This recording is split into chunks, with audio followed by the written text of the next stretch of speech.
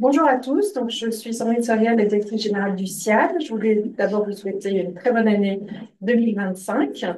Nous avons pas mal d'auditeurs qui ne sont pas directement du CIAD, donc j'en profite pour vous représenter qui nous sommes. En fait, le CIAD est une association d'entreprises qui opère en Afrique, ça existe depuis assez longtemps, et nous avons des commissions sur des thématiques qui permettent de s'informer sur l'actualité et d'avoir les des informations utiles pour le business, le développement des affaires en Afrique. Et aujourd'hui, nous sommes très contents de pouvoir traiter du sujet des crédits carbone qui nous intrigue tous et sur lequel on manque d'informations, notamment traiter sur la dimension Afrique. Donc, il y a beaucoup de pays africains qui ont des espoirs de revenus avec ces crédits carbone. Qu'en est-il? Qu'est-ce que les entreprises aussi peuvent faire? Donc, tous ces thèmes vont être abordés par nos intervenants aujourd'hui. La commission est présidée par Mathilde Périnet. Voilà, on sait ça tout de suite. À très bientôt. Merci Sandrine. Bonjour à tous et merci de vous être déplacés dans cette première semaine de la rentrée. Comme le disait Sandrine, je suis présidente de la commission économie et finances qui a été créée l'année dernière et qui est dédiée au suivi des questions à la fois structurelles et conjoncturelles sur les aspects économiques et financiers sur toute la zone africaine. Donc, on s'était rencontrés en avril ou en mai dernier, on avait eu l'occasion d'échanger ensemble suite aux rencontres du FMI et de la Banque mondiale. Et on avait notamment eu l'occasion d'échanger sur les difficultés de financement auxquelles peuvent faire face certains pays. Et c'est vrai que on est dans un contexte où les financements concessionnels ont tendance à se raréfier et donc beaucoup de pays souhaitent diversifier leurs sources de financement et avoir recours à des financements qu'on peut qualifier de financement innovants. Donc, dans ce contexte, c'est vrai que la question des crédits carbone prend tout son sens puisque de nombreux pays se tournent vers cette solution de financement. Et c'est un marché qui est relativement naissant, qui se développe depuis plusieurs années, mais qui reste toutefois assez volatile, puisqu'on a pu voir notamment une baisse de l'activité en 2023 et plusieurs questions qui se posent, des questions d'intégrité, que ce soit du côté de l'offre ou de la demande. Le continent africain est évidemment, de par ses ressources, un continent qui a énormément de potentiel pour ce marché, mais qui représente quand même une partie relativement limitée du marché carbone, puisque c'est seulement 11% des marchés, enfin, des crédits carbone qui ont été mis entre 2016 et 2021, qu'il était par des pays africains. Donc aujourd'hui, pour échanger sur cette thématique, on a la chance d'avoir avec nous trois panélistes. Monsieur Moubarak Moukaïla, qui est directeur du département de l'environnement, de la finance climat de la BOAD, et également directeur de projet pour l'Alliance ouest-africaine sur les marchés carbone et le financement du climat. Avec nous également Thibaut Voïta, chercheur associé au Centre énergie et climat de l'IFRI et conseiller énergie à l'Institut Jacques Delors. Et Hamza Septi, avocat collaborateur au sein du cabinet Cléry Gottlieb, et également rapporteur du rapport sur les aspects juridiques et réglementaires des crédits carbone volontaires du Haut Comité juridique de la place financière de Paris, qui a été publié récemment en octobre dernier. Donc, si ça vous convient, je comptais procéder comme habituellement avec une session d'échange avec nos panélistes et ensuite vous donner la parole si vous avez des questions. L'objectif, c'est d'aborder le sujet de manière très concrète et de revenir dans un premier temps sur un état des lieux des marchés du crédit carbone. Dans un deuxième temps, faire un focus un peu plus précis sur les développements en Afrique. Et pour ouvrir la discussion, échanger un peu sur les développements attendus au cours des prochaines années. Donc peut-être pour commencer, je me tourne vers Thibaut. De quoi parle-t-on quand on parle de marché carbone? Je pensais que c'était vous qui alliez présenter les marchés volontaires d'abord. On Oui, peut soit commencer par les comme, marchés je volontaires. pense que ça fait peut-être un peu plus sens qu'on commence par les marchés volontaires, puisque ce Oui, sont eux qui ont quand même préexisté. bien évidemment, parce qu'il y a une summa divisio, une division principale en tout cas quand on est juriste, on regarde ces choses-là entre les marchés volontaires d'un côté et puis les marchés réglementaires ou les mécanismes réglementaires dont vous parlerez par la suite, Thibaut. Sur le marché volontaire, en réalité, la définition est assez tautologique. En réalité, c'est un crédit carbone qui est émis sur la base d'un projet qui est porté volontaire, sans obligation légale de le faire, généralement dans un pays en voie de développement, par un porteur de projet qui finance ce projet-là en émettant donc des crédits carbone qui sont in fine achetés par une entreprise utilisatrice, un investisseur. Cet investisseur est en vocation à utiliser ce crédit carbone pour le déduire de ses propres émissions et donc l'utiliser à des fins de communication. Donc, d'un côté, quelqu'un qui utilise le crédit carbone comme un instrument de financement et de l'autre, quelqu'un qui l'utilise comme un instrument de communication et qui s'inscrit dans la logique des ambitions qu'une société cotée, par exemple en France ou pas, peut avoir. Et à côté de ces marchés enfin, volontaires, il y a des marchés qui le sont moins et qui découlent des obligations de Kyoto et puis de l'accord de Paris dont je vais vous laisser parler un petit peu plus précisément. Tout à fait. Donc, il y a 10 ans, a été la COP 21 à Paris. Et le texte final de cet accord de Paris comprend un article 6 qui concerne plus spécifiquement des mécanismes de marché. Et on rentre vraiment dans les questions de jargon, là, puisqu'on a un article, on parle beaucoup de l'article 6 alinéa 2 et l'article 6 alinéa 4 pour simplifier, parce qu'il y a d'autres dimensions. Et donc, l'article 6, alinéa 2, devait permettre de créer un marché du carbone, mais entre pays. C'est-à-dire que si, par exemple, moi, la Suisse, je suis franco-suisse, donc moi, la Suisse, je ne parviens pas à mes objectifs, à remplir mes objectifs carbone, mes objectifs climatiques, je peux décider de financer des projets de compensation, d'atténuation dans d'autres pays, par exemple le Pérou, par exemple le Ghana, par exemple le Sénégal, qui sont les premiers pays à avoir signé ce type d'accord. Et les réductions de gaz à effet de serre financées par mes projets dans ces pays me reviendront. Et je pourrai comptabiliser ces réductions sur ma balance d'émissions. Sachant que l'argent utilisé pour racheter ces compensations doit être, dans les pays originaux, réutilisé pour des projets climatiques qui doivent permettre aussi à ces pays de remplir leurs obligations climatiques nationales. Donc ça, c'est l'article 6.2. L'article 6.4, lui, met en place, donc l'article 6.4 succède en quelque sorte au protocole de Kyoto dont on parlait à l'instant et doit permettre à n'importe quel acteur d'acheter ou de vendre des crédits carbone sur un marché réglementé, c'est-à-dire avec un organisme centralisé qui va s'assurer de l'intégrité et qui va certifier les différents crédits qui vont être échangés dans ce cadre-là. Il faut savoir que ces deux mécanismes, 6.2 et 6.4, ont été l'objet de négociations très compliquées depuis l'accord de Paris, donc pendant presque 10 ans. Et un accord a finalement été trouvé lors de la COP 29 en Azerbaïdjan il y a quelques semaines. Et donc, ces marchés, alors plusieurs projets dans le cadre de l'article 6.2, donc les accords entre pays ont déjà été lancés. Les pays n'ont pas attendu la fin des négociations. Les projets de l'article 6.4 doivent être lancés prochainement, mais on va en parler, je pense qu'on va en parler dans la discussion.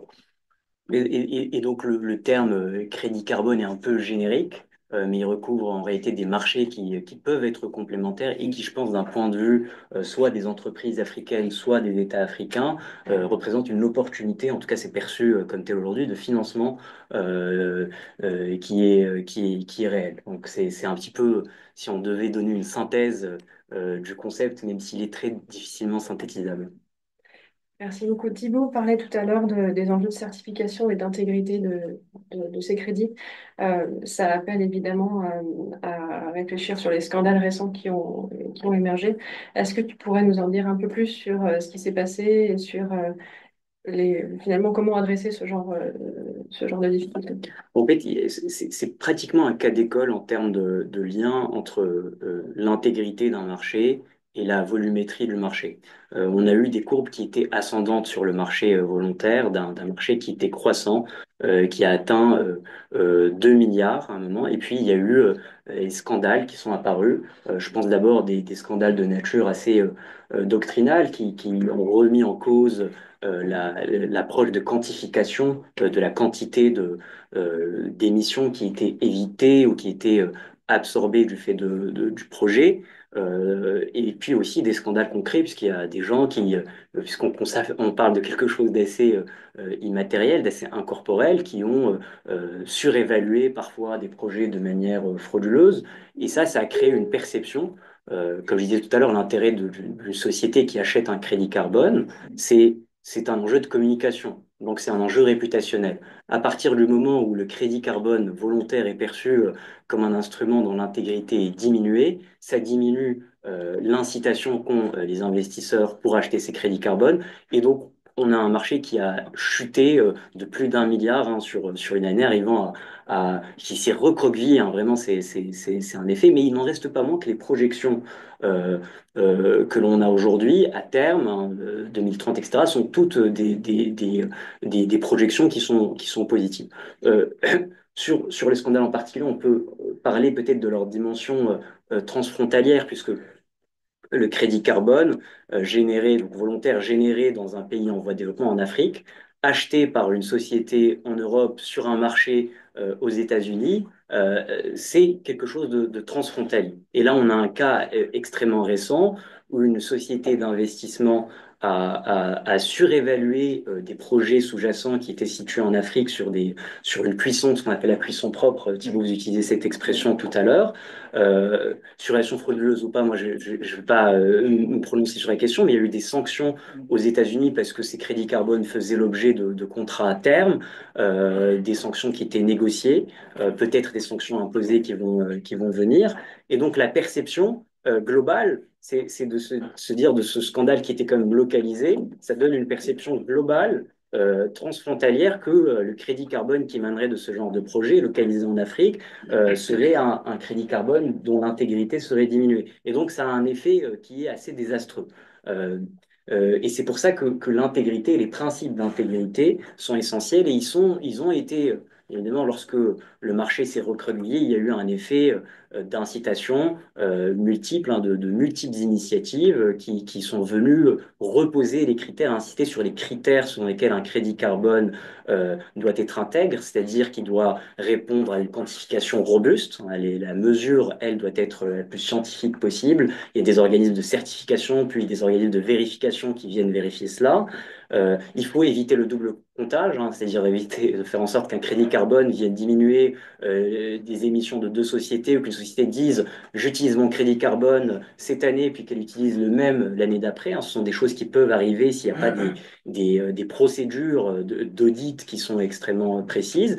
Et puis, il y a le critère d'additionnalité, critères selon lequel un projet ne peut être considéré comme générant crédit carbone que si ce projet conduit à une réduction additionnelle à ce qui existerait si le projet n'existait pas. Donc voilà, c'est vraiment des principes assez simples, mais il y a plusieurs initiatives qui viennent insister, hein, des initiatives nationales, dans la législation nationale, même en France, il y a eu il y a le label bas carbone qui vient insister hein, sur ces critères. Vraiment, à toutes les échelles, on retrouve ces principes fondamentaux qui viennent être réaffirmés pour recrédibiliser ces marchés-là.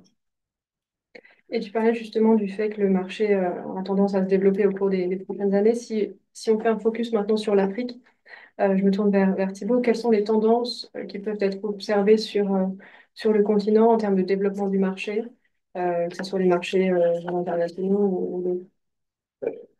Alors, je crois que l'Afrique est un peu à contre-courant là par rapport à pas mal d'autres continents, puisque bon, Hamza évoquait la contraction du marché. Moi, les chiffres que j'ai sont qu'on est la valeur du marché, le volume du marché a été divisé par 3. En gros, il a été multiplié par presque 10 entre 2015 et 2021 et a été divisé par 3 entre 2020, 21 pardon, et 2023.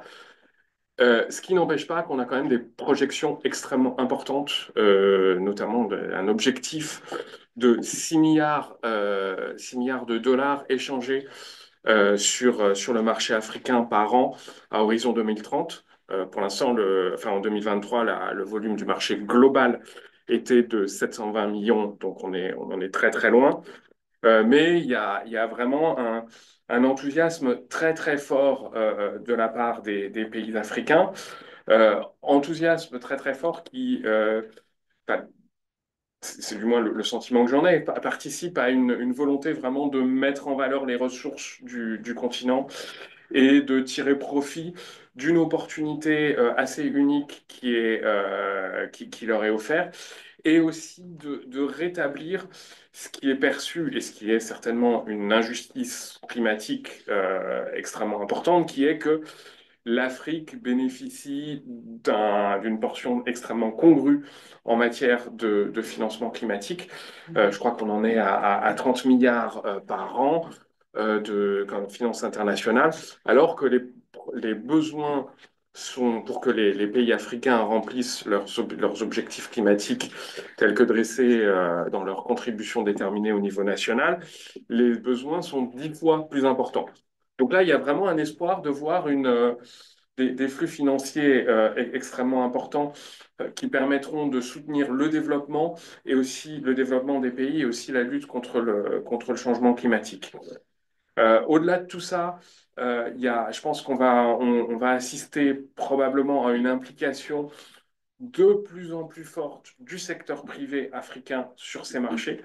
Il y a plusieurs mouvements qui vont dans ce sens-là. Et, euh, et on voit qu'une organisation telle que le IETA, le International Emission Trading Association, qui est une organisation industrielle qui rassemble les principaux acteurs privés impliqués sur ces marchés. IETA cherche à se développer et multiplie des activités sur le continent. Et on voit également, a priori, une accélération de ces accords dont je parlais tout à l'heure entre États. Donc là, pour l'instant, on a la Suisse, que j'ai citée, qui est très active, qui essaye de développer des accords avec de nombreux États africains. Le Japon aussi est actif. La Corée du Sud en négociation avec plusieurs États. On a aussi Singapour. Et la Norvège. La Norvège. La Suède aussi. Oui, la Suède, oui. Parce il y a un inconnu sur la position de l'Union européenne. Je me rappelle avoir entendu, alors je crois que c'était les Allemands qui disaient que l'Union européenne n'utilisera pas les mécanismes de compensation pour parvenir à ses objectifs climatiques. Et puis finalement, il y a quand même des incertitudes. On voit quelques mouvements qui vont dans ce sens-là. Sachant que 2030 est une année extrêmement importante, puisque les contributions déterminées au niveau national ont souvent des objectifs fixés à 2030, qu'il y a un risque que les pays ne parviennent pas à ces objectifs à cet horizon-là, et donc cherchent à compenser via des projets. Enfin, on a aussi d'autres acteurs qui apparaissent sur le marché, notamment les pays du Golfe, sur le marché africain. Les pays du Golfe sont de plus en plus actifs. Pour terminer, vous parlez de tendance, pour moi, il y a une tendance que j'aimerais voir aussi qui est importante, qui est celle du renforcement des capacités dans ces différents pays, puisqu'on est sur un sujet qui est extrêmement complexe, très très mal compris. Alors aussi bien dans les pays d'Afrique que dans les pays du Nord ou dans différentes régions. Et donc je pense que ce renforcement de capacité, en plus des questions d'intégrité, est essentiel. Et aussi, quand je me place du côté des gouvernements, il y a quelque chose qui me paraît tout aussi important, qui est d'intégrer ces questions de marché du carbone, de financement et d'atténuation dans des stratégies nationales clairement définies et que toutes ces stratégies et que toutes les politiques nationales soient proprement articulées. Je travaille beaucoup sur le Sénégal et on voit au Sénégal que d'un côté, le pays est devenu un producteur d'hydrocarbures. De l'autre côté, il est en train de mettre en place une Just Energy Transition Partnership, qui est un mécanisme de financement de pays du Nord qui doivent permettre la transition bas carbone du secteur de l'énergie. Et enfin, on voit énormément de projets des marchés du carbone. Pour moi, il y a une question de savoir comment est-ce que tout ça va s'articuler dans un ensemble cohérent qui permettra de parvenir aux objectifs du pays. Si vous permettez, juste avant de passer à la prochaine question. En fait, tout à l'heure, Thibaut parlait de la question du baisse du marché. Et c'est fait de façon vraiment volontaire, hein, pour beaucoup de pays, parce que beaucoup de pays ont remarqué que les crédits carbone étaient vendus ou tradés de façon très disparate. Et donc, aujourd'hui, pour des questions de réglementation, beaucoup de pays ont demandé à ce qu'on arrête, hein, les transactions pour vraiment mieux voir où est-ce qu'on en était. Et quand vous prenez, par exemple, les pays en Afrique de l'Ouest, de janvier jusqu'à aujourd'hui, par exemple, vous avez au moins 5 pays qui ont mis en place une réglementation. Donc, le Sénégal, la Côte d'Ivoire, le Togo, le Bénin et je pense le Niger aussi ont mis en place quand même une réglementation pour booster, justement. Et les prévisions, comme vous voyez, sur les 3 prochaines années, elles sont assez intéressantes parce que, justement, il y a un plan avec un cadre réglementaire institutionnel qui permettra, justement, au secteur privé de venir mieux financer, de venir mieux sur ces questions. Je voulais juste apporter cette précision sur le propos de Thibaut. Merci. Merci beaucoup. Et peut-être pour faire le suivi sur Mm. cette question, justement, peut-être qu'on pourrait parler des projets en tant que tels, puisque Mm. j'imagine que vous avez une perception assez fine de ce qui Ouais. se passe dans la zone. Mm. Vous mentionniez certains pays et plus globalement l'Afrique de l'Ouest. Est-ce que vous pourriez nous donner un peu votre perception de la nature des projets que vous voyez se développer et puis aussi également les points de blocage auxquels éventuellement les pays peuvent faire face? D'accord. Alors aujourd'hui, juste pour contextualiser, hein, la Banque saharienne de développement, c'est Afrique de l'Ouest, les pays de l'UEMOA, c'est 8 pays francophones. Donc ça, je pense que c'est quelque chose qui devrait vraiment intéresser les participants aujourd'hui. Et la banque a pour mission de financer le développement équilibré de ces pays-là. Et quand vous prenez le financement des objectifs de développement durable, vous voyez que aujourd'hui dans la zone, globalement, c'est maximum 30% de mise en œuvre. Et donc, nous sommes à quoi, 4 ans, 5 ans de 2030.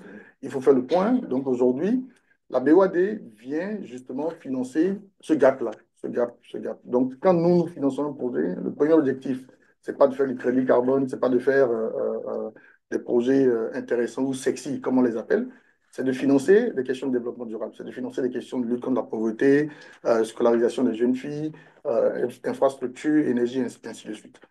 Mais malheureusement, et comme Mathilde l'a mentionné, on a été confronté depuis 2008 à une question de rareté des ressources concessionnelles. Et qu'est-ce qu'il faut faire? Il faut trouver des solutions. Donc, on a regardé un peu pour voir quelles sont les poches de liquidité auxquelles on peut avoir accès. Et donc, on s'est dit que les questions de durabilité sont importantes. Donc, on a développé un plan stratégique depuis 2020 qui est axé véritablement sur les questions de durabilité. Et ces questions de durabilité, pour aller chercher de la ressource, on a été accrédité à plusieurs mécanismes financiers, le Fonds vert, le Fonds d'adaptation, le Fonds pour l'environnement mondial. Et c'est justement parce que quand on a fait une étude globale des CDN ou des objectifs de développement durable, on s'est rendu compte que entre 70 et 80% des ressources viendront du secteur privé. Mais quand on parle du secteur privé, on parle de rentabilité. Et malheureusement, quand vous parlez de projets de développement, très souvent, il n'y a pas une grande rentabilité. Donc, c'est des projets qui n'attirent pas forcément le secteur privé. Au même moment, on a fait le parallèle avec la COVID-19. Et pendant la COVID-19, les États d'Afrique subsaharienne ont pu mobiliser 5,4 milliards d'euros pour financer des projets de vente de médicaments, de production et ainsi de suite, parce que la rentabilité était énorme. Et donc, à un moment donné, on s'est dit, mais tiens, si on a des projets où la rentabilité est avérée, on peut attirer le secteur privé. Donc, l'idée, c'est vraiment d'attirer le secteur privé. Donc, en allant vers le fonds vert pour l'environnement et autres, c'est vraiment d'apporter une concessionnalité à la liquidité que nous levons chez le secteur privé. Donc, si le privé a des ressources pour développer un projet, nous apportons des instruments d'equity, des instruments de garantie, des instruments pour leur apporter à ces projets plus de concessionnalité et donc plus de rentabilité et pour lever des ressources sur le marché. Et donc, vous parliez des secteurs tout à l'heure, donc c'est les secteurs de développement, hein, donc c'est les énergies renouvelables en grande masse et en quantité, parce qu'on s'est aussi rendu compte que sans le développement énergétique, quelque chose que vous fassiez, derrière, il n'y a pas un développement. Et c'est pour ça tout à l'heure, quand on parlait avec Hamza, je lui parlais de l'expérience du Maroc, qui est exceptionnel, parce qu'aujourd'hui, vous voyez un développement au Maroc, parce qu'ils ont réussi à mettre en place une transition énergétique exceptionnelle qui non seulement allie les ressources énergétiques conventionnelles, mais les énergies renouvelables de façon assez importante. Et donc, vous avez la gestion des forêts, l'agroforesterie, l'industrie, l'agro-industrie, globalement, mais aussi la question de la gestion des terres. Parce que ça aussi, là aussi, c'est une question importante. Et un secteur que les gens minimisent très souvent, c'est le secteur des déchets, la gestion des déchets, qui quand même a un potentiel assez énorme, non seulement en termes de valeur ajoutée, parce que quand, j'avais regardé, je participais à une présentation d'une dame qui appelle ça justement de l'or dur. Euh, c'est pas de l'ordure. Et donc, parce qu'il y a énormément de ressources. On a fait un projet, la décharge d'Apuedo en Côte d'Ivoire. Moi, j'ai été surpris par les chiffres, quand j'ai vu les chiffres que les prix, tout simplement, apportaient. Et ensuite, quand vous arrivez à déméthaniser la décharge, les crédits carbone issus derrière, c'est des mannes assez importantes. Et donc, ce sont des projets qui apportent beaucoup de solutions. L'autre secteur que nous regardons, mais avec beaucoup d'intelligence, parce que non seulement c'est un secteur qui réduit les factures d'énergie de l'administration publique, c'est l'efficacité énergétique aussi. Parce que quand vous prenez l'efficacité énergétique, par exemple, aujourd'hui, on s'est rendu compte que dans l'administration publique, vous avez entre 40 et 60% de réduction quand vous faites des panneaux solaires sur des bâtiments publics en journée. Et c'est très, c'est assez, à chaque fois que je parle au pouvoir public, surtout au ministre des Finances, je dis toujours, bah, pourquoi on n'y pense pas? Parce que la chose qui coûte cher dans les énergies solaires, ce sont les batteries. Alors qu'aujourd'hui, l'administration publique, c'est de 6 heures du matin au plus tôt à 18 heures au plus tard. Donc, vous pouvez faire de l'injection directe et réduire toute votre facture énergétique. Et donc, on travaille avec les entreprises, justement, qui peuvent venir financer. Parce que derrière aussi, c'est la question de la liquidité que les États n'ont pas. Donc, aujourd'hui, c'est de faire des partenariats publics-privés avec des entreprises qui peuvent venir financer cette installation de panneaux solaires sur l'administration publique et derrière faire un montage financier où l'État ne paye pas un montant additionnel. Mais qu'est-ce qu'ils font par exemple? Si leur facture était de 100 francs CFA, ils s'entendent avec une entreprise qui vient installer des panneaux solaires qui leur facture. Et parce que le soir, il faut quand même une énergie pour gérer. Donc, vous utilisez l'énergie conventionnelle. Mais derrière, cette énergie que vous utilisez entre 18 heures et 6 heures du matin vous coûte peut-être 40 francs. Donc, vous payez les 100 francs toujours à l'entreprise. L'entreprise se charge de payer les 40 francs à la Société nationale d'énergie. Et donc, vous avez une économie au bout de 10 ans. Ces panneaux solaires vous reviennent. Donc, vous avez une économie de 60 francs CFA. Donc, du coup, il faut développer ces types de mécanismes pour apporter des questions. Alors, vous avez posé la question sur les difficultés. Les difficultés que nous avons de prime abord sont les difficultés liées au cadre institutionnel réglementaire. Parce qu'aujourd'hui, ces pays-là n'ont pas la réglementation nécessaire pour faire des trading. Et tout à l'heure, c'est pour ça que je voulais préciser justement le propos de Thibault pour dire que le marché a baissé, certes, mais aujourd'hui, avec la réglementation qui est mise en place, il y a de belles perspectives. Et justement, nous, on a mis en place une alliance au niveau de l'Afrique de l'Ouest, l'Alliance ouest-africaine sur les mécanismes de marché et la finance climat. Et cette alliance-là, justement, accompagne les États, d'abord à mettre en place un cadre réglementaire, institutionnel et autres, mais derrière, accompagne aussi les développeurs de projets, les ONG, la société civile et autres, à mieux structurer les projets pour que ça rentre dans le cadre que les États mettent en place. Et nous accompagnons les négociations au niveau des pays aussi, parce que justement, on a travaillé vraiment de façon très, très proche avec le groupe africain des négociateurs pour justement apporter des solutions et on est très heureux de l'aboutissement de ces négociations sur l'article 6, justement au niveau pendant la COP dernière. Et on espère quand même avoir plus de dynamisme avec cet accord-là qui a été mis en place. L'autre chose, j'ai parlé de l'expertise, le cadre institutionnel réglementaire, mais Thibault parlait aussi des capacités techniques que les structures n'ont pas. Et derrière, on s'est rendu compte que même quand vous financez ces projets-là, et selon l'OCDE d'ailleurs, euh, aujourd'hui, l'Afrique mobilise seulement environ 6% des ressources disponibles sur le marché de la finance climat. Mais malheureusement, de ces 6%, seulement à peine 40% sont mises en œuvre. Donc derrière, il y a aussi une question de technicité, de capacité des pays à mettre en œuvre. Parce que 6%, vous dites, waouh, c'est pas beaucoup, mais derrière, quand c'est 40% seulement qui sont utilisés, c'est assez catastrophique. Et donc, la Banque africaine de développement a mis en place un instrument pour, pour financer des études, hein, et pour accompagner aussi la mise en œuvre au niveau des pays. Parce que vous financez des études, parce que les études comportent les critères d'éligibilité, parce que c'est ça aussi le problème. Et derrière, vous les accompagnez à lever les conditions suspensives, parce que les vraies conditions, là où ça pêche, c'est sur la passation des marchés, c'est sur la réglementation. Donc, on les accompagne aussi justement pour lever ces contraintes-là qui sont assez importantes. Et justement, on espère qu'on peut pousser plus au niveau du secteur privé parce que, comme j'ai dit au départ, le secteur privé est vraiment celui qui apportera la solution. Non seulement parce que quand le secteur privé il met son argent, la première chose qu'il veut, c'est que ça passe vite pour qu'il reprenne son argent.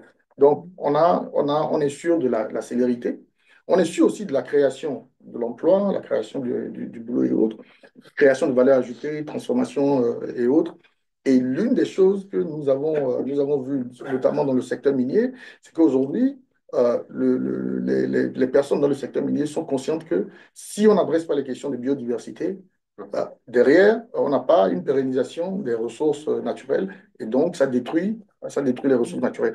Donc, c'est quelque chose aussi que nous sommes en train de regarder. Hamza a parlé tout à l'heure de la question de l'intégrité et autres, mais derrière aussi, il y a des questions, dans les questions d'intégrité, on parle des questions de conservation de la biodiversité, le juste prix des crédits carbone, parce que derrière aussi, là où les pays africains ne sont pas trop d'accord et ont demandé de mettre un stop pour mettre en place une réglementation, c'est parce que c'est nous qui faisons l'offre.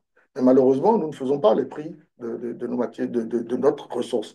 Parce qu'il ne faut pas oublier, hein, les crédits carbone, c'est comme la commodité. Et les commodities, j'espère que c'est comme ça on dit, hein, c'est comme les matières premières. Et ça répond justement à la question de l'offre et la demande. Et comme sur beaucoup de matières premières au niveau de l'Afrique, on n'a pas le mot sur le prix.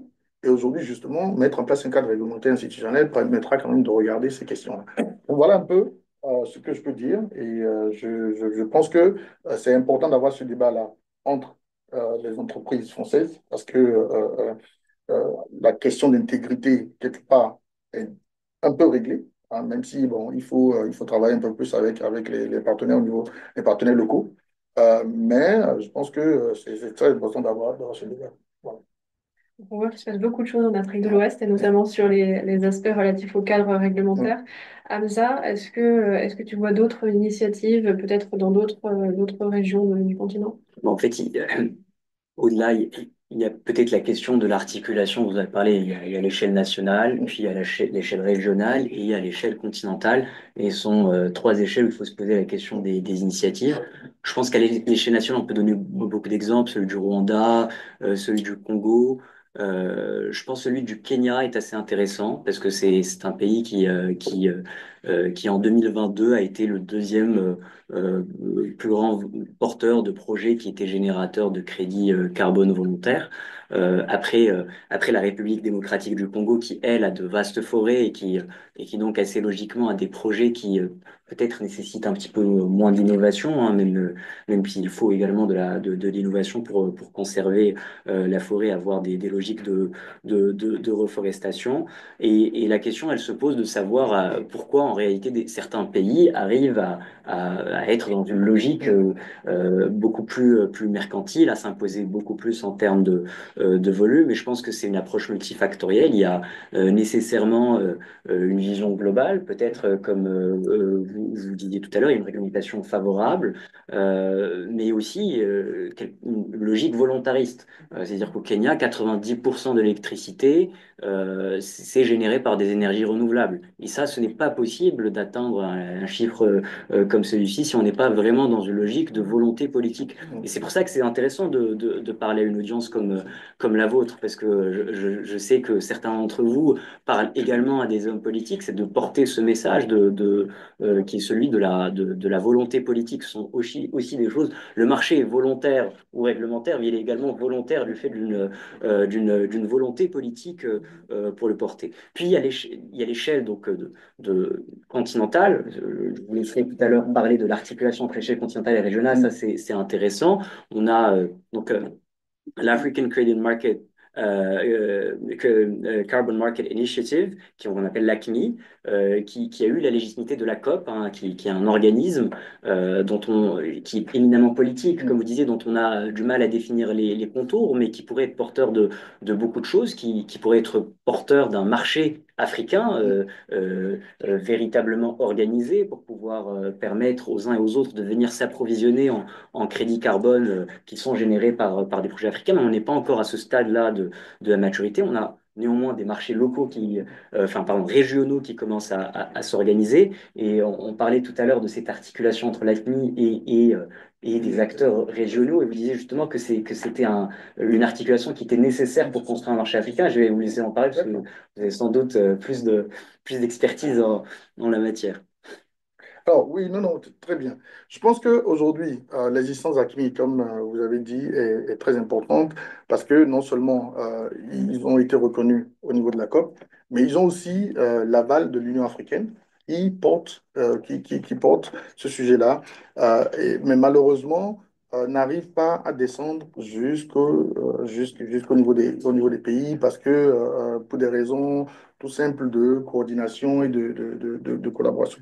Mais ce que nous nous disons, c'est aujourd'hui à ACMI d'agir sur le plan totalement africain, global, et de travailler sur un marché africain global au lieu de descendre dans les régions. Parce que malheureusement, on aurait pu dire très simplement, ayons un marché africain et ça passe très facilement. Mais malheureusement, aujourd'hui, on n'arrive pas à lier les tests, les réglementations au niveau de chaque pays pour que tout marche bien. Donc, ce que nous disons à ACMI, c'est de nous donner, parce que nous avons déjà un mandat au niveau de l'Afrique de l'Ouest, par exemple, nous avons déjà un mandat des pays pour accompagner sur les questions de l'article 6. Je parle de l'Alliance ouest-africaine sur le mécanisme de marché de la finance climat. Et nous avons accompagné l'Afrique de l'Est aussi à mettre en place une alliance. Hein, et nous sommes en train de travailler justement même avec Thibault et l'IFDD, la francophonie, à mettre en place une alliance au niveau de l'Afrique centrale aussi. Et justement parce que il y a déjà des communautés régionales qui existent. Donc, allons, quand on prend, ça a été très facile pour la CEDEAO à mettre en place l'alliance, par exemple, parce que les textes réglementaires sur les questions de marché étaient déjà là. Et donc, utiliser ces textes-là pour mettre en place une alliance, c'était très facile. Donc, on le fait avec les régions parce que c'est difficile, comme je l'ai dit, de faire avec des pays d'Afrique de l'Est, Afrique de l'Ouest, et ainsi de suite. Donc, l'idée, c'est de mettre en place des marchés au niveau des régions et ensuite, progressivement, aller vers l'ACMI pour essayer de centraliser tout ça. Et donc, je pense qu'il il est important que ACMI fasse cet exercice-là pour qu'on s'asseye ensemble déjà pour parler, parce que bon, si on s'assoit pas, on n'arrive pas, on ne pourra pas se parler, qu'on s'asseye pour parler et qu'on regarde. Aujourd'hui, au niveau des les pays ont décidé de façon volontaire d'aller individuellement, justement parce qu'il n'y a pas cette coordination. Et nous sommes en train de travailler à la commission du mois sur la mise en place d'un cadre réglementaire. La commission de la CDA aussi travaille. Et moi, ce que je dis aux bailleurs de fonds très souvent, c'est de faire très attention quand vous portez des sujets. Parce qu'aujourd'hui, quand je regarde bon, de façon très indiscrète, j'ai essayé de regarder qu'est-ce qui finançait l'UMOA, qu'est-ce qui finançait la CEDEAO, qu'est-ce qui finançait ACMI, mais c'est les mêmes bailleurs. Vous allez vous donner de l'argent à X, il fait 1 à 5. Vous donnez l'argent à Y, il revient, il fait 1 à 5. Et à la fin de la journée, vous avez un problème. On dit déjà qu'il n'y a pas assez de ressources pour faire un travail, mais derrière, vous donnez de l'argent à des personnes qui font la même chose. Et donc, aujourd'hui, c'est de dire, et c'est pour ça que il y a il y a l'IFDD, pardon, l'IDFC, l'International Development Corporation Finance Club, qui est en train de travailler sur une plateforme, hein, sur Country Profiles, pour que les pays disent justement de quoi on a besoin et qui est-ce qui vient financer quoi. Et l'idée, c'est de dire, si l'AFD donne l'argent pour faire de 1 à 5, quand la KfW vient, qu'elle dise, faites de 6 à 10. On ne doit pas refaire de 1 à 6. Et justement, quand vous prenez le Togo par exemple, euh, en 2023, ils ont eu 72 activités sur l'article 6. Et ces 72, dans ces 72 activités, seulement je pense que ça regroupe plus de 1500 personnes globalement, mais c'est seulement 20 personnes qui ont participé à 5 activités. Et vous voyez, et ces 5 activités-là, quand je regardais, c'est le principe de base sur l'article 6. Donc, ces 20 personnes sont allées s'asseoir à des conférences pendant une semaine. à écouter la même chose. Et c'est sûr qu'ils n'étaient même pas dévoués parce que c'était la même chose. Et donc aujourd'hui, c'est de mettre en place des country profiles pour dire, quand vous venez dans notre pays, nous voulons faire de cette manière, nous voulons avoir une méthodologie pour avoir une coordination, pour mieux utiliser les ressources, les petites ressources que nous avons. Donc, c'est vraiment, il faut vraiment faire de la collaboration au niveau des acteurs, au niveau des bailleurs de fonds, mais il y a aussi un travail qui doit être fait au niveau des pays. Le country ownership, l'appropriation par les pays de toutes ces initiatives est très importante aussi. Et c'est pour ça que, au niveau de l'IDFC, on est en train de regarder comment est-ce qu'on peut vraiment pousser les pays à avoir cet outil-là qui montre aux bailleurs de fonds, aux partenaires, au secteur privé quand ils viennent. Voilà ce dont on a besoin, voilà là où nous voulons que vos ressources aillent. Et voilà les conditions avec lesquelles vous venez. Parce que bon, quand les gens connaissent déjà les conditions en amont, tout à l'heure vous parliez du Kenya et de pourcentage des énergies renouvelables, mais c'est parce qu'il y a des tests clairs. Quand un bailleur de fonds vient, avant d'aller au Kenya, il sait très bien, quand je vais au Kenya, à quelle sauce je serai mangé, combien je veux, ainsi de suite. Donc, très vite, il se dit, je vais au Kenya ou je ne vais pas. Donc, il ne vient pas avant de découvrir. Et donc, derrière, c'est très important. Avec le Centre régional de collaboration que je couvre aussi, avec la Convention cadre des Nations Unies sur les changements climatiques, on est en train de mettre en place les outils, les niveaux de référence normalisés qui permettent des développeurs des développeurs de projets d'avoir des quotas qui leur disent, par exemple, quand vous produisez 1 kWh, voilà combien d'émissions de gaz à effet de serre vous avez. Et donc, ces outils-là permettent aussi aux partenaires de dire, au lieu de, je ne veux plus faire des études pour mon document de développement de projet, j'ai juste besoin d'utiliser ces chiffres-là. Si je veux faire 15 mégawatts, par exemple, je sais que je fais 15 fois le chiffre que ça donne. Donc, c'est des outils qu'on développe aussi pour accompagner ces initiatives-là. Et je pense que c'est fait de façon collégiale, c'est fait de façon régionale pour que ça facilite la collaboration et l'utilisation juste et rationnelle des ressources que nous avons. Merci. Donc on voit finalement que l'architecture juridique et réglementaire commence à s'organiser, surtout au niveau national et dans une moindre mesure au niveau régional. Pour des entreprises, ça peut être difficile à décrypter. Je me tourne vers Hamza, peut-être pour nous donner un peu quelques conseils pour les entreprises qui souhaiteraient suivre le développement du marché et des aspects peut-être de vigilance à garder en tête. Oui, je pense il y a sans doute une double vigilance à avoir. La première vigilance, moi, j'aime bien braquer le prisme de l'offre et de la demande. En Oui. fait, quand on se place en tant qu'entreprise du point de vue de la demande, il- parce qu'il y a un marché, par définition, il y a une fongibilité des crédits carbone que l'on considère. Et donc, c'est extrêmement difficile de demander à une société en France de faire un exercice de due diligence sur les projets sous-jacents générateurs de crédits carbone, de savoir si on est dans une situation de quantification robuste ou pas. Donc il faut faire un petit peu, je pense, confiance au marché, malheureusement. D'ailleurs, les scandales dont on parlait tout à l'heure, ils posent une question, c'est qu'à partir du moment où un crédit carbone est annulé, qui assume le risque de l'annulation? Est-ce que c'est l'entreprise qui est détentrice du crédit carbone qu'elle a acheté sur un marché à un moment donné?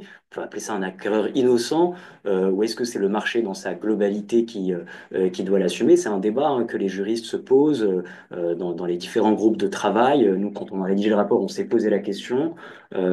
L'UNIDROIT se pose également la question. Et donc, il y a cette vigilance-là, mais il n'empêche que, de fait, quand il y a un marché, soit on fait confiance au marché, soit on ne le fait pas confiance. C'est pour ça que l'intégrité, c'est important. Mais il y a aussi le positionnement, je pense, par rapport à l'offre, qui donc là pose la question des différents environnements réglementaires qui peuvent varier, mais je pense que la question, elle est plus technologique. Et c'est là, parce qu'il y a des difficultés technologiques d'innovation qui font que certains projets ne sont, par exemple, pas rentables, qui ne sont, par exemple, pas efficaces. Et je pense que les sociétés françaises peuvent également venir conseiller les porteurs de projets africains, les accompagner, leur transmettre certaines technologies qui vont leur permettre d'avoir des projets plus rentables, plus efficaces, qui généreront peut-être plus de crédits carbone et donc généreront plus de financement parce qu'ils conduiront à plus de réduction d'émissions. Donc il y a peut-être une logique également vertueuse, une vigilance positive à avoir, à suivre les projets sous-jacents. Voilà, c'est sous cette double casquette-là qu'il faut se placer. Quand on utilise un crédit carbone, de l'acheter dans un marché où on fait confiance, sur des projets qui sont réputés intègres, et du côté de l'offre, quand on dispose d'une technologie qui peut véritablement aider, aller la proposer aux porteurs de projets en Afrique. Merci beaucoup. Et si on se projette vers l'avenir, on a échangé brièvement sur les projections qui sont globalement assez positives. Quels seraient les futurs développements que l'on peut envisager? Et Moubarak parlait tout à l'heure de la question de la biodiversité. Ouais. Est-ce que c'est quelque chose qui va avoir tendance à se développer avec la question des crédits biodiversité notamment? Je me tourne vers Thibault pour cette question.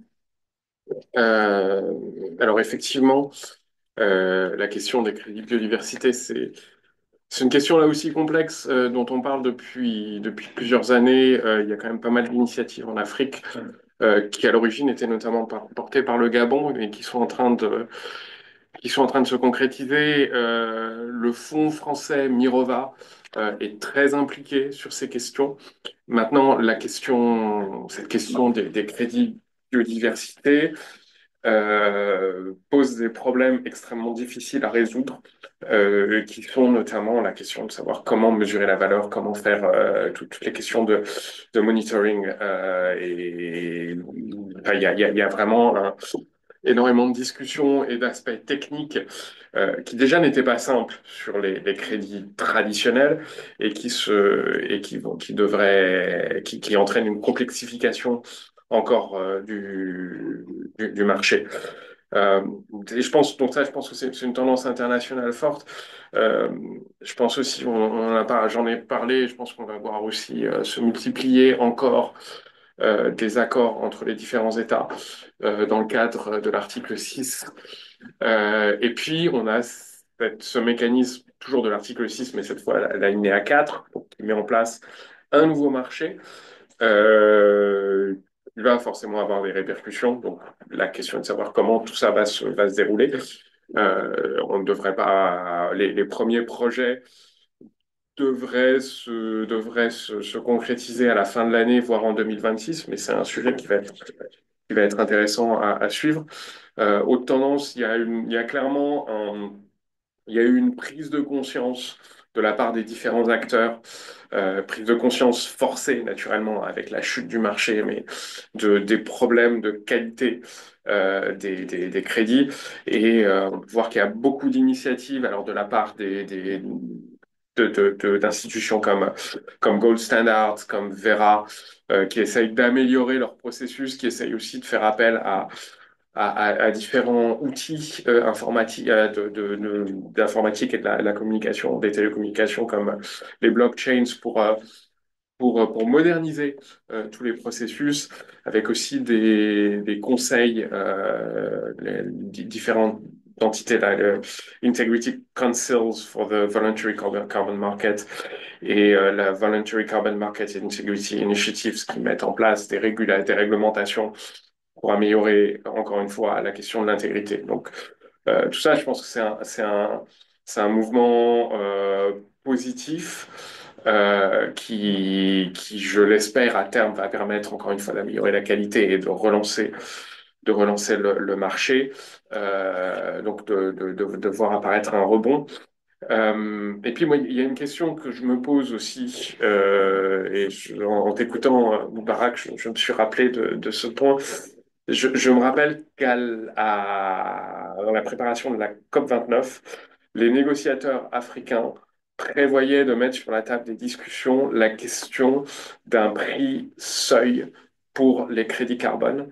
Je me demandais où ça en était et si c'était quelque chose qu'on pourrait voir, ou alors un accord entre les différents pays africains pour dire qu'on ne vendra pas de crédit sous ce prix.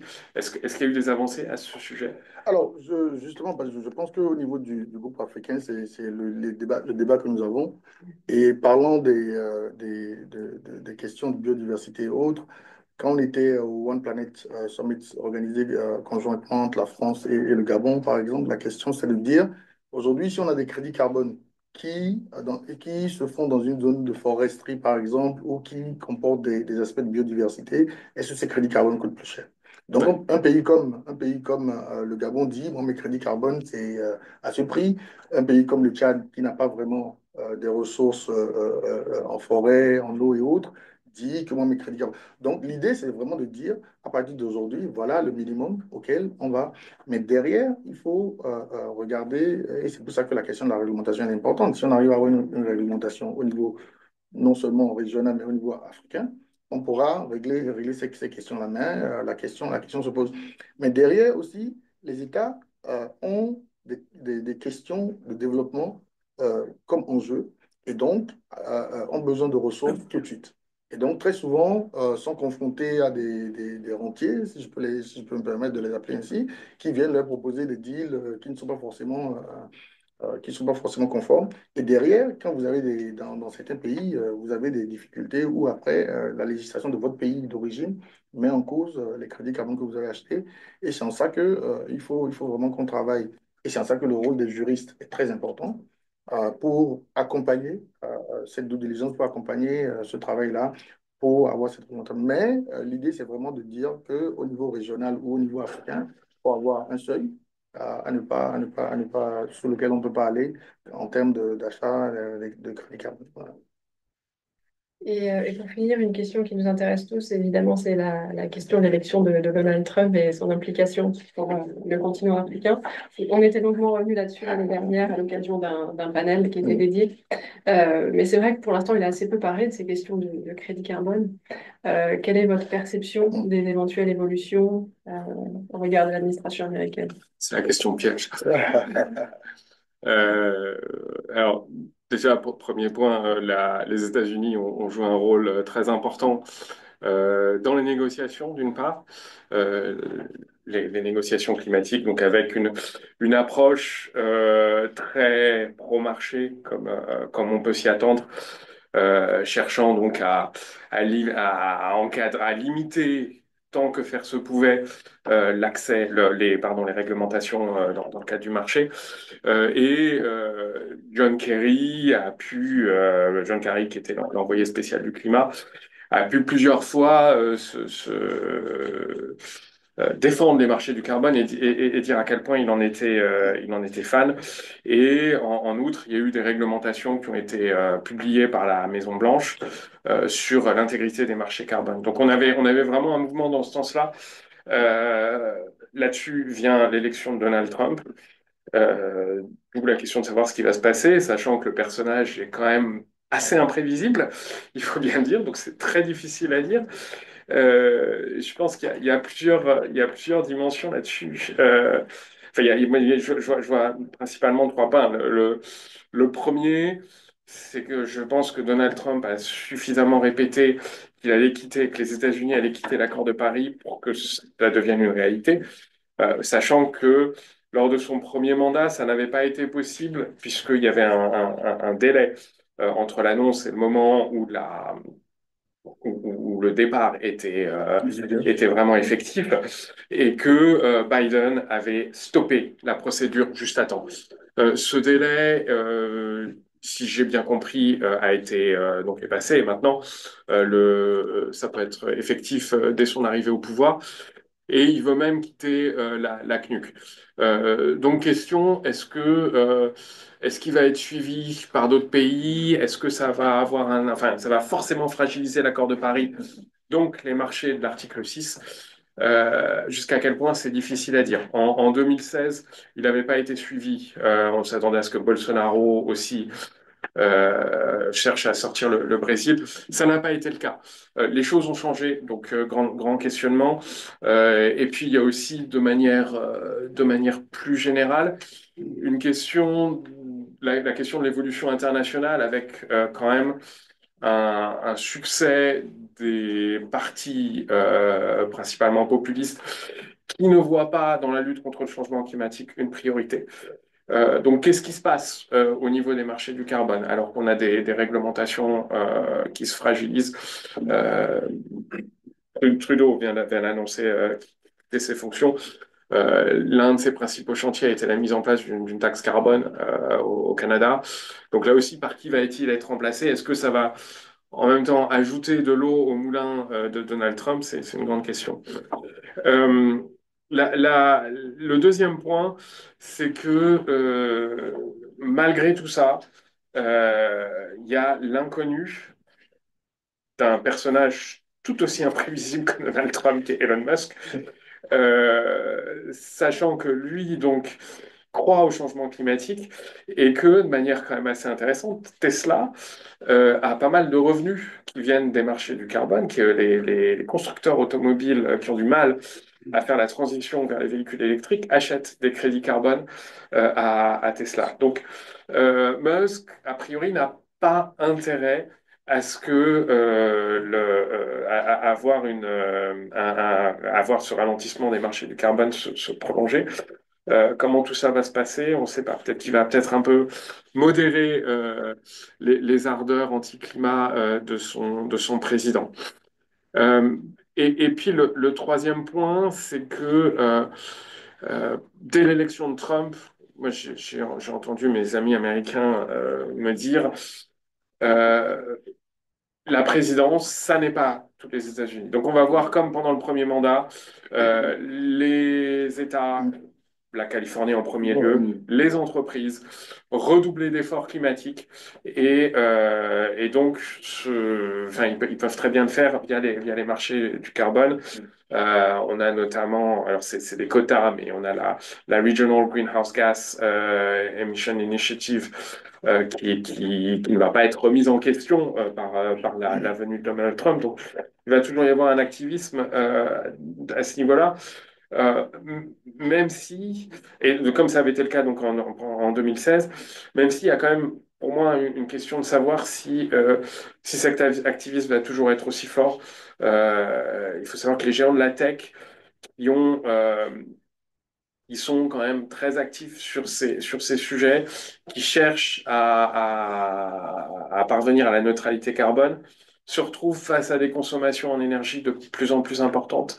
Est-ce qu'il n'y a pas une incitation de leur part à laisser tomber leurs objectifs de neutralité carbone et à se dire bah, tant pis, et donc à abandonner les compensations, les marchés du carbone. Je sais pas, je te vois sceptique. Non, non, non. Braque. En fait, moi, je suis, J'espère. moi, je suis très optimiste. Sur cette question de Donald Trump, je suis très optimiste. Ok, Comme très tu bien. l'as dit en 2016, il a voulu quitter, mais on a vu que derrière, des États ont de façon volontaire, qui est très agressif d'ailleurs, ont pris plus Ouais. d'engagement que ce qu'il avait prévu, ont pris plus d'engagement que ce qui était initialement prévu. Et aujourd'hui, quand tu parles des géants de la tech je pense que sur le marché global aujourd'hui, Apple ne prendrait pas le risque de dire j'arrête ma stratégie de neutralité carbone parce que je pense pas que je pense que globalement le consommateur au niveau international a cette question en tête et donc je pense que toutes ces structures-là feront très attention et voudront même prouver que c'est vrai les États-Unis n'y vont pas mais nous on a cette conscience là derrière qui fait que on est obligé de toujours continuer. Donc je pense que la question des marchés je pense que ça va être affecté au départ. Hein. Ça va être affecté au départ, mais je pense jusqu'à la COP prochaine, on sera fixé. Et je crois que il n'y a pas raison d'être pessimiste. Je crois que les marchés vont se réguler et que les États comme la Californie, comme tu as bien mentionné, vont prendre des engagements beaucoup plus intéressants et importants que ce qui est prévu normalement. Ouais. C'est clair. Pardon. Non, c'était sur un point sur les géants de la tech, mais je reviendrai tout à l'heure. Ok, non, non, juste comme un petit mot de conclusion, ce qui est clair, c'est que le coût de l'inaction, Ah non oui. seulement est plus cher que le Ah coût de oui. l'action, mais le coût de l'inaction renchérit le coût de l'action. C'est clair. Et moi, quand je vois l'Afrique ou un pays comme le Sénégal qui donc signe des accords avec la Suisse, avec le Ah Japon, oui. en gros, on a à peu près 4% des émissions mondiales, il y a un pays responsable de 4% des émissions mondiales qui cherchent à acheter des compensations d'un pays qui est responsable de 0,07% des émissions. Donc, il n'y en aura pas pour tout le monde, des Non, c'est compensations, sûr. c'est clair. Et je pense qu'il y a Déjà, il ne faut pas trop attendre de ces marchés et il va y avoir un renchérissement à terme des compensations. Moi, rapidement, en fait, sur les géants de la tech, ils restent aussi soumis, parce qu'ils ont des opérations et des activités en Europe, soumis également à la législation européenne, qui leur impose des obligations de transparence, et ça, ils pourront pas nécessairement y échapper, même s'il y a un allègement des normes aux États-Unis, il y a aujourd'hui aussi une extraterritorialité européenne sur ces normes-là, et donc c'est intéressant de voir comment toutes ces choses vont évoluer. Merci beaucoup pour cette belle conclusion. Je me tourne vers les participants qui sont avec nous aujourd'hui, et peut-être ceux qui sont en ligne d'ailleurs. Si vous avez des questions à adresser à nos panélistes, n'hésitez pas. Et bonjour. Oui, cela, je voudrais savoir, je suis arrivé en retard, je suis désolé, mais est-ce que vous avez parlé, on a mentionné les crédits carbone volontaires et leur prix aujourd'hui relativement bas. Qu'est-ce que ça représente aujourd'hui? Parce que dans les crédits carbone volontaires, vous avez plusieurs axes. Vous avez les projets LBS, les projets enfin, liés à l'énergie. Qu'est-ce que ça représente aujourd'hui en une tonne de crédit carbone volontaire à l'heure actuelle à la Chine? Moi, j'ai regardé hier, hein, sur carbone crédit, j'ai pas vu un seul crédit au-dessus de $2 la tonne. Ce qui est évidemment beaucoup trop bas pour pouvoir avancer des projets. Ça, c'est une première question. Et la deuxième question, c'est sur les projets LBS qui sont essentiels pour l'Afrique parce que ça crée à la fois, ça régénère les terres, ça régénère les forêts, ça séquestre le carbone, etc. Mais il y a un problème de durée. L'année dernière, les systèmes sont passés, disons, on pouvait faire des projets à 20 ans, maintenant il faut 40 ans. Qui va prendre un risque politique sur 40 ans en Afrique en disant j'achète du crédit carbone? Regardons Total Energy. Total Energy a une opération au Congo, avec laquelle ils ont d'ailleurs des tas de problèmes qui se passent à Londres. Eux, ils ne veulent pas vendre leur crédit carbone. Ils veulent en créer parce qu'ils savent qu'ils vont en avoir besoin. Et aujourd'hui, grosso modo, pour eux, je crois que le projet congolais s'est fait à $16 la tonne. Disons, c'était le coût du projet. Bon, ils n'ont pas envie de le voir. Sauf que maintenant, c'est 40 ans d'exercice. Et là, on a un vrai sujet pour les secteurs privés. Comment aller sur des projets qui sont absolument nécessaires, sur des périodes aussi longues, sans avoir une garantie, je dirais, non pas du projet, mais au moins des règles. Sur la question du pricing comparé. Après, moi, je pourrais. Non, vous pouvez reprendre la question de NBS plutôt que la question des prix. Sur la question du pricing, enfin, je veux dire, c'est l'offre et la demande. Effectivement, c'est un prix qui est extrêmement bas. C'est un prix qui est bas lorsque l'on compare aussi à la valeur, au pricing des quotas d'émission, hein, pour une valeur équivalente où on est sur un marché obligatoire. Mais ça, encore une fois, je pense que le prix est bas, d'une part parce qu'il n'y a pas une incitation aujourd'hui sur le marché volontaire. À permettre aux sociétés de venir réduire leurs émissions et de faire une communication. En réalité, les sociétés ont des obligations de transparence, d'expliquer ce qui revient au crédit carbone, etc. Il y a des politiques aussi qui font que certaines sociétés ne peuvent pas réduire tout leur type d'émissions grâce à des crédits carbone. Donc, on n'est pas sur une carte blanche, on est vraiment sur des types d'émissions qui ne peuvent pas être réduites autrement que par des crédits carbone. Il y a des logiques qui font que donc le produit est moins intéressant et il y a moins de demandes. Et puis d'autre part, il y a l'enjeu de la crédibilité de ces marchés. La valeur, c'est aussi la valeur de la perception. Et malheureusement, tant qu'il y aura des scandales d'intégrité, etc., la valeur, en fait, est liée à cette perception-là. Donc, je pense qu'il faut jouer sur ce double ressort-là. Plus les crédits carbone pourront être utilisés dans une logique de réduction et de communication, plus ils auront de la valeur et plus ils permettront de financer des projets dont on a besoin. Et sur cette question-là, il y a un excellent article qui a été écrit par un ancien associé de mon cabinet qui s'appelle The Perfect is the enemy of the good. En réalité, quand on veut un produit parfait, qui est tellement réglementé, où il y a zéro scandale, etc., on va peut-être arriver à un produit dont on ne pourra pas satisfaire l'excès de la réglementation, fera peut-être qu'on ne pourra pas satisfaire ces exigences-là, et que par conséquent, on ne parviendra pas à atteindre cet objectif qui en réalité, parce que c'est la finalité dont vous avez parlé, c'est qu'on a besoin de ces projets. Et que peut-être même si cette quantification, elle n'est pas parfaite et qu'on n'est pas à une tonne de manière parfaite et que il y a des approximations qui sont le fait de ces instruments incorporels par définition, ça génère quand même des financements et ça conduit quand même dans une certaine mesure, peut-être pas à une tonne de réduction des émissions, mais à une partie des réductions des émissions. Et ça, c'est un bien en soi hein, pour l'environnement. Et donc, peut-être qu'on va devoir rentrer dans des logiques qui sont un petit peu plus pragmatiques, hein, dont je ne veux pas nécessairement le promoteur, hein, je n'ai pas de vision idéologique sur les choses, mais peut-être qu'effectivement, le parfait est ici, ou le meilleur est ici l'ennemi du bien, quelque part. Alors, sur la seconde question, parce qu'il y avait une seconde question sur les nature-based solutions, si c'est bien ça, si j'ai bien compris. Alors, c'est vrai, aujourd'hui, tout à l'heure, quand je parlais de l'importance du secteur privé. Et quand vous avez des maturités très longues, malheureusement, vous n'allez pas pouvoir vraiment attirer le secteur privé parce que, comme je l'ai dit, it's a quick win. Il met son argent, il veut un résultat très rapide. Et donc, pour pallier à ces problèmes-là, ce que nous sommes en train nous avons des discussions avec le fonds vert, par exemple, où nous le disons, mettons en place des instruments qui viennent se substituer au secteur privé au moment où il veut sortir. Si, par exemple, il veut sortir au bout de 7 ans, qu'on trouve des solutions, des instruments qu'on met en place pour venir l'accompagner, pour lui permettre de sortir, pour porter cet engagement-là. L'autre chose sur laquelle nous sommes en train de travailler, qui est portée par Garrett Phillips de African Development Bank, c'est le Adaptation Benefit Mechanism. Et sur ces questions-là, il y a vraiment des besoins parce que quand vous mettez en place un projet d'adaptation, par exemple, la première question, c'est la question de la rentabilité, c'est la question même des études, des ressources à mettre en place pour développer le projet, parce que très souvent, les projets ne sont pas rentables. Donc, qu'est-ce que nous faisons dans cet outil-là?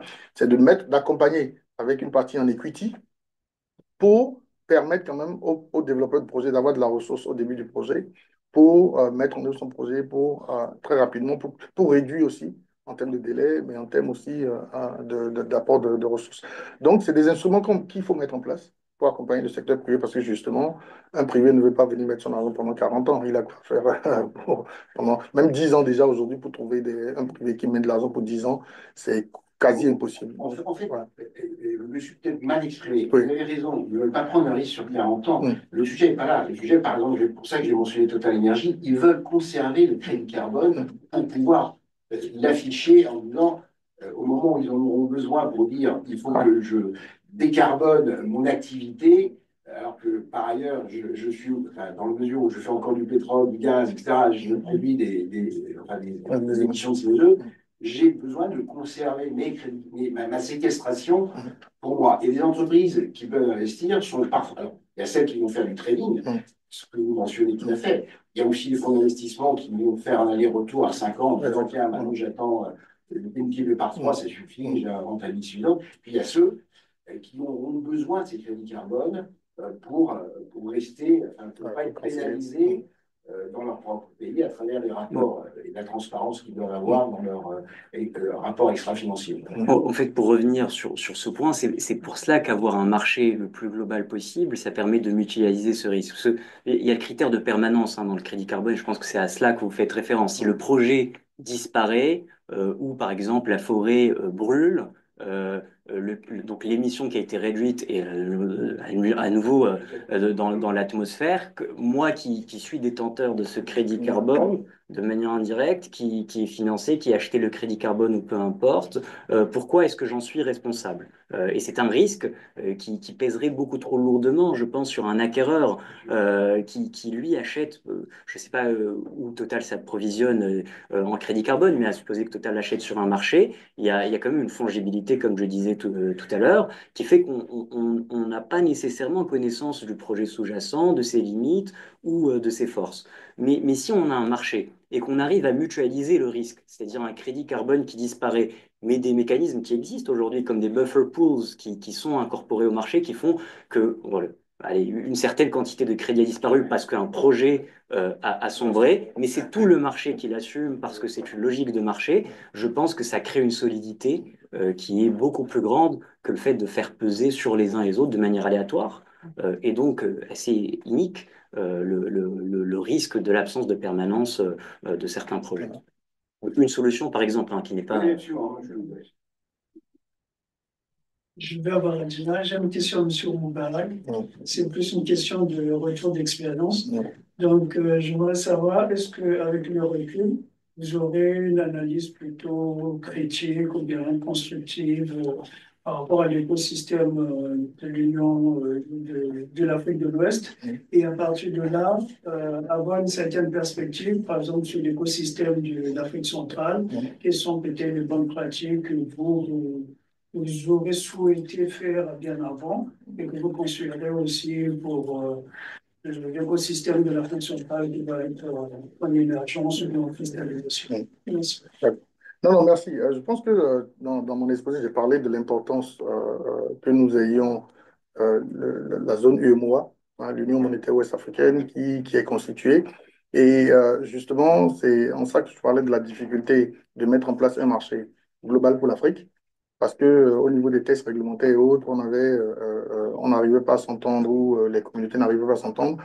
Et justement, l'UEMOA aujourd'hui a l'avantage d'avoir une région où il y a la libre circulation des biens, des services et des personnes, et qui est effectif. Et quand vous allez, je pense que dans aucune région au monde, vous avez cette fluidité entre la libre circulation des biens, des services et des personnes. Et justement, c'est cette idée-là, cette approche-là qui nous a quand même permis de faciliter, de mettre en place un instrument régional. Et donc, nous travaillons, comme je l'ai dit avec Thibault, au niveau de l'Afrique centrale aujourd'hui, à mettre en place une alliance. Mais nous l'avons déjà fait pour les pays d'Afrique de l'Est et accompagner même les pays d'Amérique latine à mettre en place aussi une alliance pour la réglementation du marché carbone. Et je crois que cette homogénéité des tests et des process a facilité les choses. Et donc, au niveau des autres régions aussi, c'est ce que nous poussons. Mais nous avons eu des difficultés et nous avons toujours des difficultés, notamment sur la question du renforcement des capacités. Parce qu'aujourd'hui, quand vous regardez dans la région, et c'est pour ça d'ailleurs que la banque a pris l'engagement, a mis en place un outil pour accompagner les développeurs de projets, on a créé aujourd'hui une structure qui va dans les pays, qui accompagne ce développement de projet. Parce que quand vous regardez, en majorité, quand les pays se lèvent en Afrique de l'Ouest ou même d'ailleurs partout en Afrique, c'est pour financer de l'urgence. On ne planifie pas assez. Donc aujourd'hui, on accompagne les États quand même à faire de la programmation. Donc aujourd'hui, on est en train de mettre en place des programmes climat-pays qui sont adossés à leurs engagements sur le climat, à leurs engagements sur les ODD. Et d'ailleurs, mon titre a changé un temps. Je suis maintenant directeur du financement du développement durable, hein, et l'environnement et finance climat parce que dedans, on a mis la question de la RSE. Tout à l'heure, Hamza en parlait. On a mis la question de la RSE. On a mis la question du développement de projets alliés ou calqués sur le développement durable, les engagements des pays. On a mis là-dedans les questions d'innovation parce qu'aujourd'hui, et c'est là que justement le secteur privé est important, ils apportent de l'innovation et l'innovation apporte des solutions derrière. Quand vous regardez aujourd'hui, j'aime pas trop en parler parce que bon, ça me pince un peu au cœur, la crise sécuritaire au niveau du Sahel aujourd'hui. Tant qu'on ne finance pas le développement, la crise continue et c'est un serpent qui se mord la queue. Donc je pense que c'est des questions que nous regardons vraiment, comment est-ce que non seulement les ressources que nous utilisons apportent de la valeur, mais ont un effet cyclique. Et comme mon président aime bien le dire, originate to distribute. Hein. Donc, il faut pouvoir originer, mettre en œuvre pour avoir de la valeur, pour remettre dedans. Donc, ça doit être un cercle comme ça. Donc, je pense que ces expériences-là, c'est important de partager. Et c'est pour ça que la coopération sud-sud est très importante aussi. Et nous travaillons vraiment au niveau de l'Alliance ouest-africaine à ce que les pays qui ont réussi, on a un exemple exceptionnel, le Ghana, qui a réussi dans notre région. Donc, aujourd'hui, le Ghana accompagne le Libéria pour mettre en place aussi un cadre réglementaire institutionnel. On a le Sénégal qui a réussi. Le Sénégal accompagne la Gambie aujourd'hui pour le faire. Ainsi de suite. Je pense que c'est comme ça qu'on va arriver à des solutions. Et c'est la même chose que nous faisons aussi avec les pays d'Afrique centrale. On apporte notre capacité, nos expériences, là où on a réussi, pour qu'eux aussi ils en fassent de même. Je sais pas si... Non, oui, je voudrais juste rajouter un mot rapide sur l'Afrique centrale, puisqu'effectivement, on a beaucoup travaillé sur cette région. C'est c'est une région extrêmement intéressante et cruciale, puisqu'il y a le bassin du Congo, donc, qui est un des poumons, si on peut dire, une expression un peu exagérée, mais de la planète, qui reste, par rapport à l'Amazone et à l'Asie du Sud-Est, qui reste en grande partie épargnée par la déforestation. Et en même temps, on a quand même un contraste, enfin des différences de capacité et d'expérience qui sont très très forts entre d'un côté la RDC qui a des projets très avancés sur les questions REDD+, notamment reforestation. D'un autre côté, le Gabon qui avait des ambitions très très fortes qui malheureusement n'ont pas pu se réaliser, mais on a une administration qui a une connaissance extrêmement fine des mécanismes, qui est extrêmement fine et impressionnante et rare, je trouve, par rapport au niveau global. Et puis d'un autre côté, on a d'autres pays comme la République centrafricaine qui a de gros besoins en matière de renforcement institutionnel. Donc le rôle de la coordination, le rôle des échanges entre ces différents pays est absolument essentiel. Ouais. Donc, pardon, bonjour, Pierre-Samuel Gage, cabinet Affection Mutandi et préside également la commission RSE et ODD du CIAM. J'avais deux petits points techniques qui pouvaient être intéressants à l'attention à la fois des entreprises françaises et européennes qui opèrent sur le continent, mais aussi les Africaines qui travaillent justement avec l'Union européenne. Comment s'articule le marché des crédits carbone avec le mécanisme d'ajustement carbone aux frontières, qui est comment dire, une très grande frayeur, notamment de la part des entreprises africaines, pour savoir justement quelles sauces elles vont être mangées. Et puis, peut-être un point sur ce débat qui ferait que tout ce qui est de l'ordre des crédits carbone ne rentrerait plus en compensation des émissions, et donc rentrerait, mais comme des contributions seulement, et donc ne rentrant plus dans une comptabilité carbone véritable. Voilà, deux questions, quatre intervenants. Je vous laisse le choix de... Alors, sur la première question, moi, je trouve ça intéressant parce que bon, nous aussi, on a fait le débat. Euh, et c'est justement en ça que nous sommes allés au niveau de la commission de l'UEMOA pour essayer d'encadrer de façon régionale parce que la Côte d'Ivoire avait commencé à mettre en place un carbon pricing, mais malheureusement, pour ne pas être affecté seulement notamment sur l'industrie, ils ont décidé de s'en arrêter là. On a fait les CIS au Sénégal aussi, mais justement, au niveau du Parlement, ça traîne parce qu'ils se disent que s'ils mettent en place un prix sur le carbone globalement, ça peut freiner le développement industriel. Et donc, on est en train de travailler aujourd'hui au niveau de l'UEMOA pour mettre en place un cadre réglementaire, un carbon pricing au niveau réglementaire, au niveau régional, pour ne pas affecter un pays ou l'autre au cas où ils mettent en place un prix du carbone. Et la question du prix du carbone à la frontière, elle est très importante parce que si vous ne mettez pas en place une réglementation qui protège tous les acteurs dans la même région, ils vont juste aller dans le pays d'à côté. Donc, et quelque part, ces pays-là ont raison de se dire, tiens, c'est vrai, on veut faire des efforts, mais si nos voisins ne font rien, on ne fait rien. Et donc, c'est pour ça que je pense que travailler de façon régionale incite les acteurs à aller de l'avant. Et je pense que l'Union européenne fait un travail extraordinaire en se disant que les prix doivent être assez homogènes dans un même espace quand ils veulent investir. Donc, je pense que c'est assez intéressant. Nous, au niveau de la sous-région, en tout cas, on est en train de travailler pour qu'on ait une réglementation régionale qui fait que chaque acteur vient avec la même réglementation dans toute la sous-région. Voilà. Je sais pas si c'est la deuxième question. Sur la deuxième question, hein, logique de la comptabilisation, je pense que les exigences européennes sont des exigences de transparence. C'est-à-dire que, grosso modo, hein, pour schématiser, une société peut pas dire je suis neutre si en réalité cette neutralité n'est assurée que par des crédits carbone. Mais c'est une logique de transparence. Et donc, ça, c'est un mouvement auquel on n'échappera pas. Il faudra, je pense, aller vers dans la logique de disclosure de plus en plus de détails, d'expliquer d'où vient le crédit carbone, quel type d'émission il vient compenser, même si c'est pas une compensation comptable, et on n'échappera pas. Mais il y a aussi des objectifs qui sont extrêmement ambitieux, qui sont posés, et il n'est pas exclu que face à l'impossibilité pour un nombre grandissant de sociétés en Europe de remplir ces objectifs-là, il puisse y avoir un allègement des règles ou des règles de grandfathering, de transition qui fassent que l'on puisse soulager. Mais on est dans un exercice de spéculation. La tendance vers la transparence est liée.